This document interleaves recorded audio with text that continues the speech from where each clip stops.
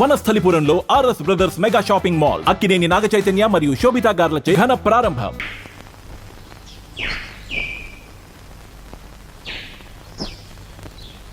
ఈ కుండంతా 4 రూపాయలమ్మా.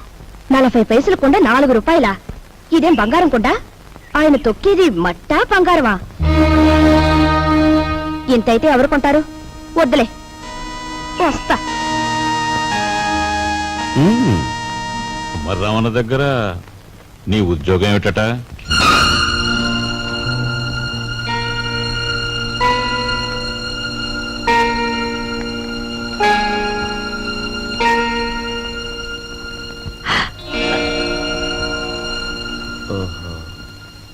మాట్లాడమే. కుమారరామన్న దగ్గర నీ ఉద్యోగం ఏమిటి? మట్టి తొక్కటం, అతను తయారు చేసిన కుండల్ని ఎండలో ఆరబెట్టడం, కాలిన కుండల్ని బండి మీద సెంటర్కి చేర్చడం. అది నువ్వు చదివిన చదువేమిటి? నీ మీద మేము పెట్టుకున్న ఆశలేమిటి? నువ్వు చేసిన నిర్వాకం ఏమిటి? అతను నన్నేమీ అప్లికేషన్స్ పెట్టమనలేదు, పోస్టల్ అడ్రస్ జత చేయమనలేదు, వెధవ ప్రశ్నలు వేసి ఇంటర్వ్యూ తీసుకోలేదు, రికమెండేషన్ తెచ్చావా అడగలేదు, లంచం ఇస్తావా అడగలేదు. నన్నుగా గౌరవించి నాకు ఈ ఉద్యోగం ఇచ్చాడు. కానీ నీ పెద్ద కొడుకు మట్టి తొక్కుతున్నాడంట గాని ఊరంతా మీ నాన్నగారిని అడుగుతుంటే ఆయనకెంత నామోషిగా ఉంటుందో ఒకసారి ఆలోచించావా? అమ్మా, ఎటువంటి వంశంలో పుట్టాడు, ఎటువంటి మహారాజుకు మనవడని పెంచుకున్నాడు. అసలు నేను చెప్పేది ఏంటంటే,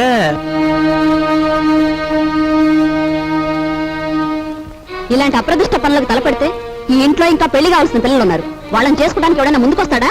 ఏ మా చెల్లెలు పెళ్లి చూపుల సమయంలో మీరు వచ్చి పెంట చేశారే, అప్పుడు లేదా ఈ అప్రదిష్ట? నాన్న, ఏమీ చెయ్యకుండా మీకు భారంగా ఉండే కంటే ఏదో ఒక పని చేసి ఇంత సంపాదించడం నా బాధ్యత అనుకున్నాను, సంపాదిస్తున్నాను.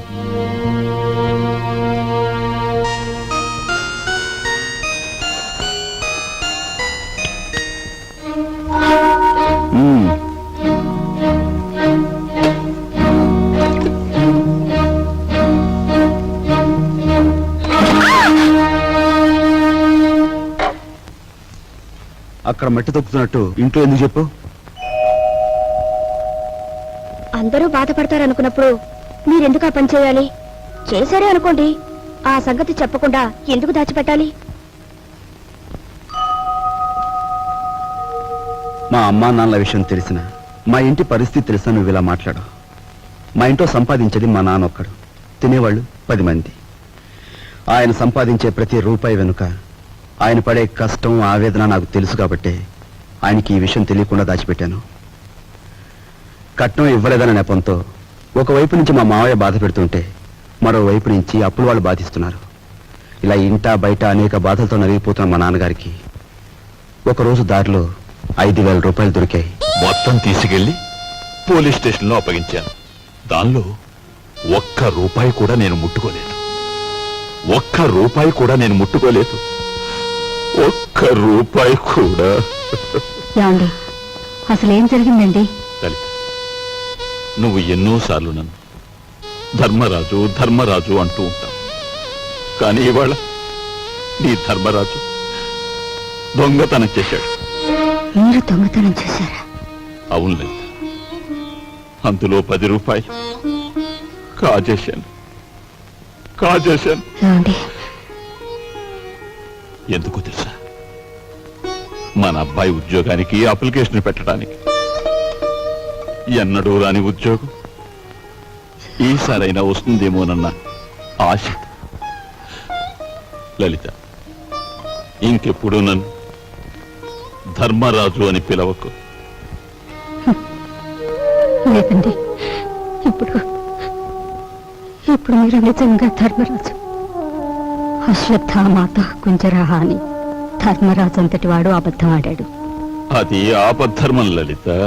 ఇది ఆపద్ధర్మమేనండి. మన బిడ్డ కోసం మీరు చేసింది ఆపద్ధర్మమే. మా అందరి అవసరాలు తీర్చడానికి అంకితమైపోయిన మనిషి మా నాన్న. అలాంటి మనిషి కోసం నేను మట్టి తొక్కడమే కాదు, ముష్టెత్తుకునైనా సరే మా ఇంటి బాధ్యతను కొంతవరకైనా స్వీకరించాలా లేదా? ఇప్పుడు చెప్పు, నేను చేస్తున్న పని తప్పంటావా?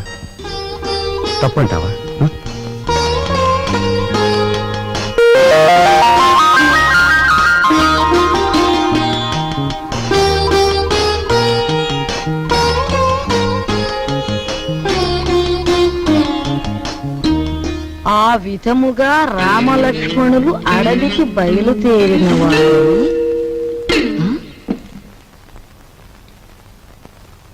ఏంటబ్బా? ఓ చిన్న సచ్చినాడా, ఆ పెద్ద సచ్చినాడేమో మట్టి తొక్కుతున్నాడా, వీడేమో పాచి ఊడుస్తున్నాడా? వీళ్ళకి ఏం పోయే కాలం వచ్చిందమ్మా? ఇంతకీ నేను పని మనిషిని ఎందుకు పెట్టట్టు? అబ్బాయి, ఏంటమ్మా? నువ్వు ఆఫీస్కి వెళుతున్నావల్లే ఉంది. పెళ్లి దగ్గరకు వచ్చింది కదా, పనులన్నీ తొందరగా జరగాలి. అప్పడాలు చెయ్యాలి, ఒడియాలు పట్టాలి. ఓ 400 ఉంటే అమ్మాయికి ఇవ్వు. అమ్మా, ఆఫీసులో లోన్కి అప్లై చేశాను, అది రాగానే ఇస్తాను. అదేమిటన్నయ్య, అయ్యవారు వచ్చే వరకు అమావాస్య అవుతుందా? తెలిసిన వాళ్ళ దగ్గర ఏ చేబదులో తీసుకుని ఈ పని కాస్త జరిపించు. వెళ్ళిదు.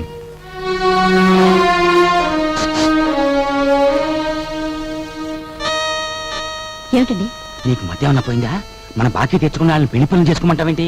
అయ్యో రామ, పెళ్లి చూపుల రోజు మీరేమన్నారు? మా కట్నం బాకీ తెచ్చకుండా ఈ ఇంట్లో ఏ శుభకార్యం జరగటానికి వీల్లేదన్నారా?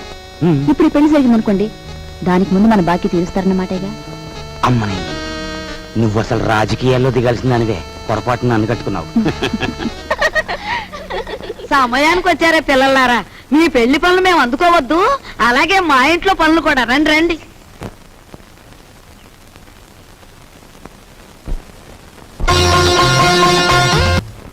అమ్మా, ఇదిగోనమ్మా నా మొదటి జీతం. జీతమా? అబ్బా, కూలి డబ్బులకి ఎంత గొప్ప పేరు పెట్టావురా సావిత్రి. అది ఇప్పుడు తప్పుడు మాట ఏమందే? మట్టి తొక్కాడని మందలించి 4 రోజులు కాలేదు. ఈలోగా వారు డబ్బు తీసుకొచ్చి ఇదిగోనమ్మా జీతం అంటే తగుదనమ్మా అని పుచ్చుకుంటివి. ఎంత బతుకు బతికి ఆఖరికి ముష్టి డబ్బులతో కూడి తింటావా? అమ్మా, ఆ డబ్బులు ఇలా పారేయండి. కష్టపడి సంపాదించిన డబ్బులకు విలువేమిటో మీలాంటి వారికి తెలియకపోవచ్చు. ఈ ఇంట్లో పనికి నాకు తిండి అక్కర్లేదు, వేరే జీతం అక్కర్లేదు. ఆ ముష్టి కూల్ డబ్బులు ఇలా పడేయండి. ఏది? ఇదిగో.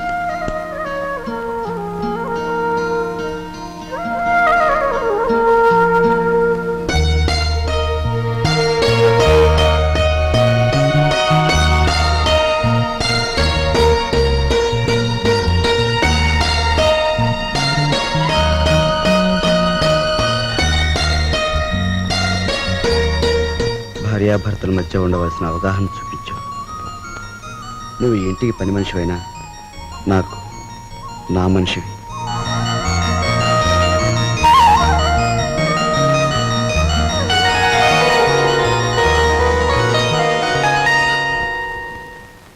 కోపం వచ్చి గట్టిగా కొడదామంటే చచ్చిపోతావేమో అని భయం. బాబు నాయనా అంటే మొండుకెడుతున్నావు. మమ్మల్ని బాధ పెట్టకుండా చెప్పే గురువా. చెప్పే గురు. మనవడక చూసావా, పరాయి సొమ్మంటే పరిసిగుంటాడు కూడా ఎలా సద్దపడిపోతున్నాడో. ఎంతమందిని బాధ పెట్టడం భావ్యం కాదు గురువా. అలో చెప్పే గురు, ఉన్న ఒక్క కూతురు ఇల్లు వదిలి వెళ్ళిపోతే నేను వెతికించలేదు, పేపర్ ప్రకటన కూడా ఇవ్వలేదు. అంత ముండివాడిని మీ బెదిరింపులకు నేను లొంగుతానా? గురువా మాట నా చెప్తాను. ఈ మొండిఘాటంగాడికి కూతురు ఉందంటున్నాడుగా, ఈడు పేపర్లో ప్రకటన ఇవ్వకపోయిన ఈ తరపున మనం ప్రకటించేస్తే ఆ కూతురు ఇంటికి చేరిపోద్ది. ఆ తర్వాత స్వామియే శరణం. Very good very good. Hello నవ్వకే బాబు, కుర్రోడు దొరుచుకుంటాడు. ఆ నవ్వేదో ఇనపెడి దగ్గర నవ్వు, ఓపెనింగ్ గా నవ్వుద్ది.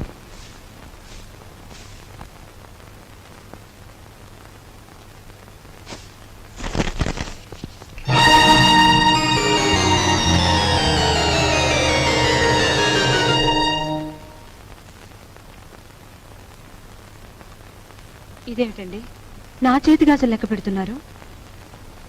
ఈవేళ మార్నింగ్ ఇంటర్వ్యూలో ఎవడో రవిరాజ్ అట, సార్ మీరు ఇన్ని క్వశ్చన్లు వేస్తున్నారు, నేను తిరగబడి ఒక క్వశ్చన్ అడిగితే జవాబు చెప్పగలరా అన్నాడు.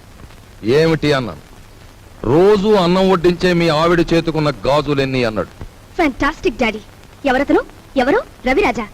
తిరగబడి అటువంటి ప్రశ్న వేయాలనే థాట్ రావడం ఉంది చూసారు. That's great. He's really the hero of the present society. Jaya shut up. నీ తండ్రి మీద తిరగబడిన వాడు నీకు హీరోగా కనిపిస్తున్నాడా? నాలాంటి వాడి కాళ్ళ చుట్టూ దేహి ఉద్యోగం ఇవ్వండి బ్రతుకుతామని ప్రదక్షిణాలు చేసే ఒక నిర్భాగ్యుడు నీ దృష్టిలో హీరో ఆఫ్ ది ప్రజెంట్ సొసైటీయా? నీ చదువు ఎన్ని వెర్రతల్ల వేస్తోందంటే, అవునులే నువ్వు తిరగడానికి ఒక కారు, వీలైనంత ఖర్చు పెట్టుకోవడానికి బ్యాగ్ నిండా డబ్బు, నువ్వేది అడిగితే అది క్షణాల మీద సమకూర్చే తల్లిదండ్రులు, ఏసీ రూమ్లు, సోఫా బెడ్లు, తినడానికి ఖరీదైన భోజనం, ఇవన్నీ ఉంటే నీకు మంచేమిటో చెడ్డేమిటో ఏమాత్రం తెలియడం లేదు. అదే చాలీ చాలని తిండి, చాలీ చాలని బట్ట, బ్రతుకుతున్నావో చస్తున్నావో అర్థం కాకుండా బ్రతుకుతున్న ఏ దౌర్భాగ్యుల ఇళ్లలో 4 రోజుల పాటు ఉంటే తెలుస్తుంది. జయ అక్కర్లేదు, పిలవక్కర్లేదు. ఆకలేస్తే అదే వస్తుంది. ఏసీ రూమ్లు, సోఫా బెడ్లు, తినడానికి ఖరీదైన భోజనం, ఇవన్నీ ఉంటే నీకు మంచేమిటో చెడ్డేమిటో ఏమాత్రం తెలియడం లేదు. అదే చాలీ చాలని తిండి, చాలీ చాలని బట్ట, బ్రతుకుతున్నావో చస్తున్నావో అర్థం కాకుండా బ్రతుకుతున్న ఏ దౌర్భాగ్యుల ఇళ్లలో 4 రోజుల పాటు ఉంటే తెలుస్తుంది. జయ అక్కర్లేదు, పిలవక్కర్లేదు.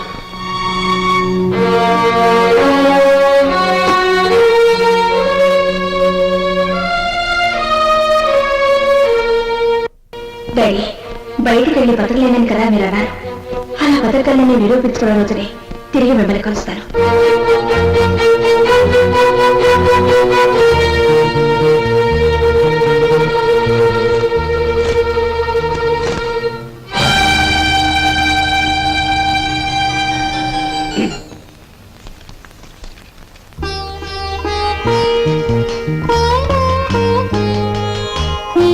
నీ సంస్కారం చూసి ఆశ్చర్యం కలిగినా నువ్వు కలవారి అమ్మాయివని మాత్రం ఊహించలేకపోయావు.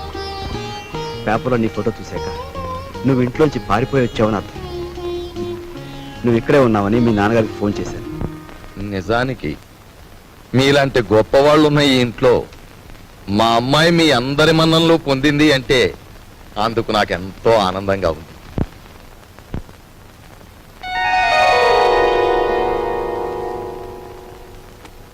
ఇదిగో పిల్ల, నిన్ను ఎప్పుడెప్పుడు ఏమేమి తిట్టానా అని ఆలోచిస్తే అస్సలు నిన్ను తిట్టకుండా ఎప్పుడున్నానో గుర్తు రావడం లేదు.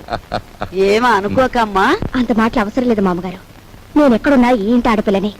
నన్ను ఈ ఇంటి మనిషిగా మీరందరూ ఒప్పుకుంటే నాకదే 10,000.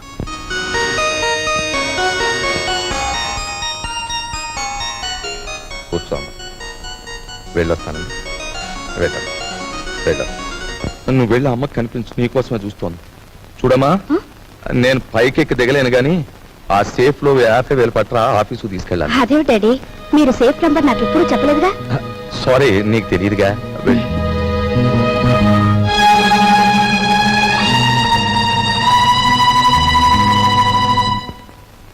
ఈ కాంబినేషన్ పెళ్ళానికి చెప్పక కూతురికి చెప్పక మరి ఎవరికి చెప్పాడు? అబ్బా, ఓ స్వామియే శరణం.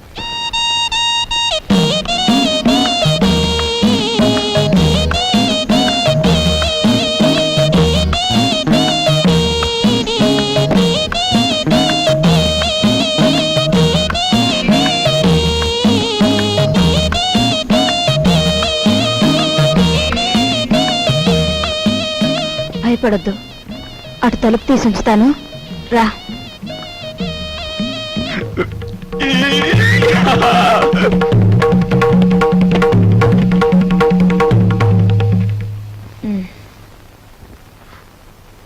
ఏమిటి మీ చేతిలో? ఇవ్వండి. ఏం లేదు. డాక్టర్ మీకేం చెప్పారు? వీడియోలు కాల్స్ వద్దన్నారా లేదా?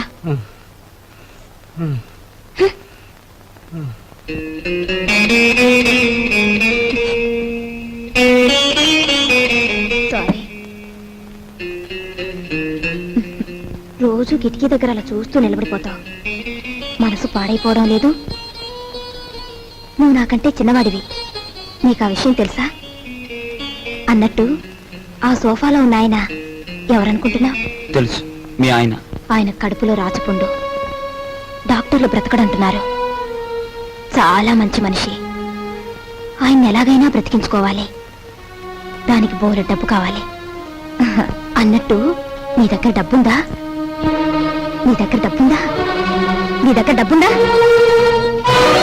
నిన్నేరా అడిగేది. నీ దగ్గర డబ్బుందా? నేను డబ్బు కోసం వ్యభిచారం చేస్తున్నాను. ఫూల్, డబ్బు లేని చవటవి ఆ కిటికీ దగ్గర చేరి దేనికి ఆ చూపులు? ఇంకొక్కసారి అలా చూసావో వెళ్ళు, అవుట్.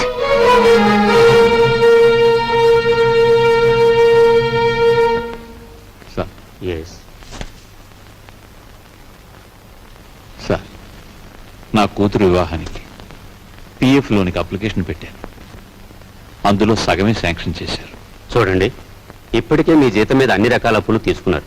అందుకే హెడ్ ఆఫీస్ సగం శాంక్షన్ చేసింది. అది కాదు సార్. మీ మీద ఎంత అభిమానం ఉన్నా రూల్స్ కు విరుద్ధంగా నేనేం చేయలేను. I'm sorry.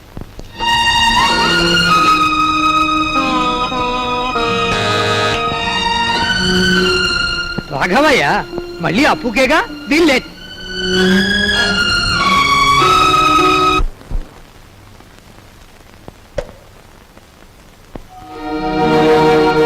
మీరా? ఎక్కడి నుంచి నాన్న? ఈ వీధిలో ఎవరో అప్పిచ్చేవారు ఉన్నారంటే అడగాలని వచ్చాను.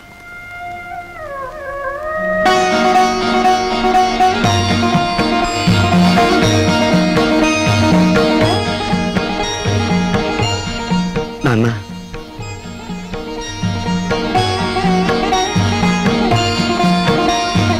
మట్టి తొక్కుతున్నావని నిన్ను ఏసడించుకుని అప్పుల కోసం వీధుల వెంట తిరగటం అంతకంటే అసహ్యమని నాకు తెలుసు.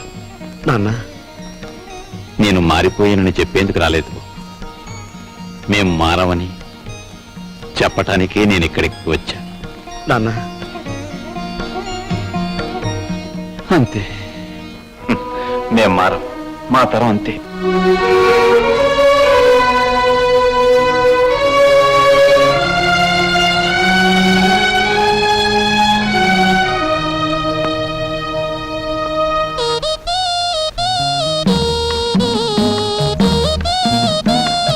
నేను డబ్బు కోసం వ్యభిచారం చేస్తున్నాను. ఫూల్. డబ్బు నేను చావటని ఆ కిటికీలో దేనిగా ఆ చూపులు? ఏమిటండి అలా ఉన్నారు? సావిత్రికి మనం డబ్బు ఇవ్వలేదనుకో, సావిత్రి వాళ్ళ ఆయన మనల్ని వీధిలోకి ఇడుస్తారు. సరస్వతి పెళ్లి వద్దన్నామనుకో, దానిది చిన్న వయస్సు. ఈ పెళ్లి చెడిపోవటం అది భరించలేదు. మీరేం బాధపడకండి, ఇవి మనకి ఎప్పుడూ ఉన్న కష్టాలేగా. మిమ్మల్ని చూస్తుంటే నాకేమిటో భయంగా ఉంది. ఈ భయాలతోనే మనందరం నాన్నగారి బాధ్యతను పెంచేస్తున్నాం. మనం ఎదిరించి ఓ నిర్ణయం తీసుకోకపోతే అవి పరిష్కారం కావు. అమ్మా, అమ్మా, నువ్వా బాబు? రా.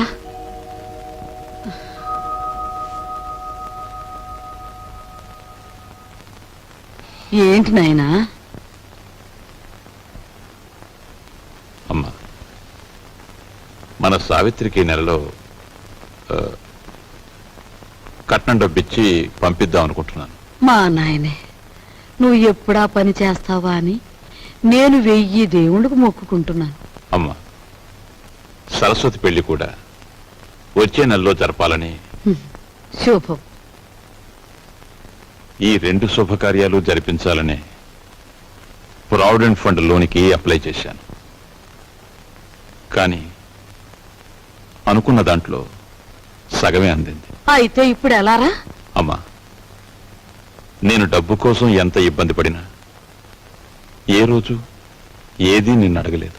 కానీ ఇప్పుడు అడక్క తప్పడం లేదు. ఒకసారి నీ మెడలో ఉన్న గొలుసిస్తే.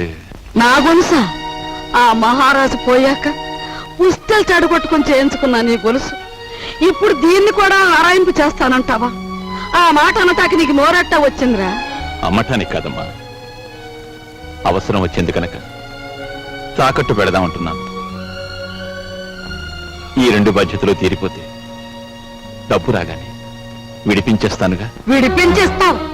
తోడ పుట్టిన చెల్లెలకి కట్నం డబ్బులు ఇచ్చి పంపించలేక చుక్కలు లెక్క పెడుతున్న వాడివి నా గొలుసు విడిపించేస్తానంటే నేను నమ్ముతాననుకున్నావా? ఒరే, నేను బంగారం మీద మోజుతో కాదురా ఈ గొలుసు వేసుకు తిరుగుతున్నది. మహారాజులాగా బ్రతికిన మీ నాన్న శ్రార్థం నువ్వెంత ఘనంగా పెట్టావో నేను ఇంకా మర్చిపోలేదురా. రేపు నేను చస్తే నన్నింత బుగ్గి చేయటానికి నువ్వు నలుగురిని చందాలెత్తకుండా ఉండటం కోసమేరా నా దగ్గర ఈ కాస్త బంగారం ఉంచుకుంది. అది కాదమ్మా. నువ్వేం మాట్లాడకు. నాకు ఇహం కంటే పరం ముఖ్యం, బ్రతుక్ కంటే చావు ముఖ్యం. ఇక ఎప్పుడు నీ అవసరాలకి నా గొలుసుకు మాత్రం లంకె పెట్టు. వెళ్ళు.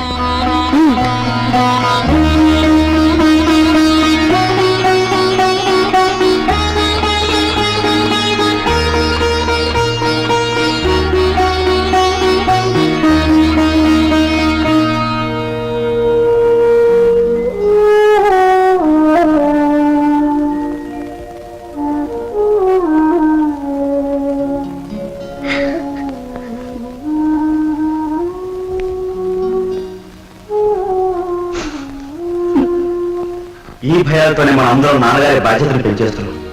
మనం ఎదిరించి ఒక నిర్ణయం తీసుకోకపోతే అవి పరిష్కారం కావు.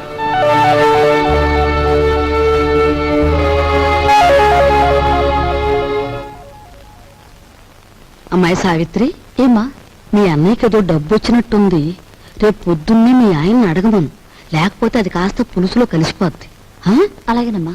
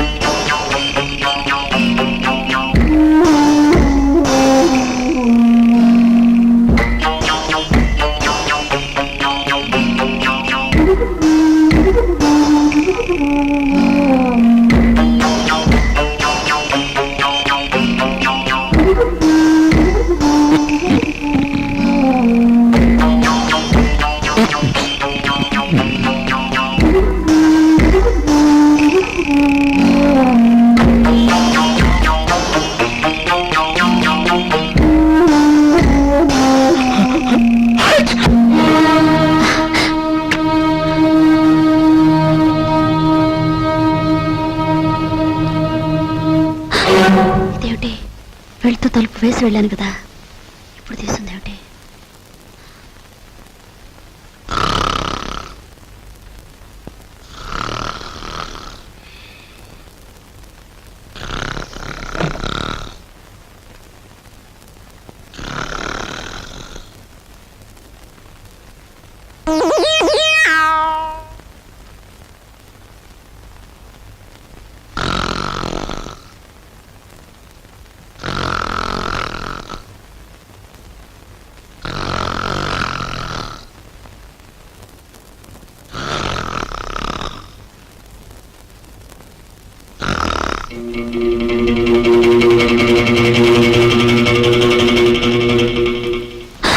ఏమిటండి, ఏమైంది? ఏం లేదే, ఒంటరిగా పడుకుంటే నిద్దట్లో పేడకాలు వస్తున్నాయి. పడుకుందాం పద. అబ్బా, అసలే నా ఒంట్లో బాగోలేదండి. పడుకోండి. నా మాట వినవే ప్లీజ్. ప్లీజ్ అండి, నా మాట విని పడుకోండి. సరే, ఏం చేస్తాం. Good night. Good night.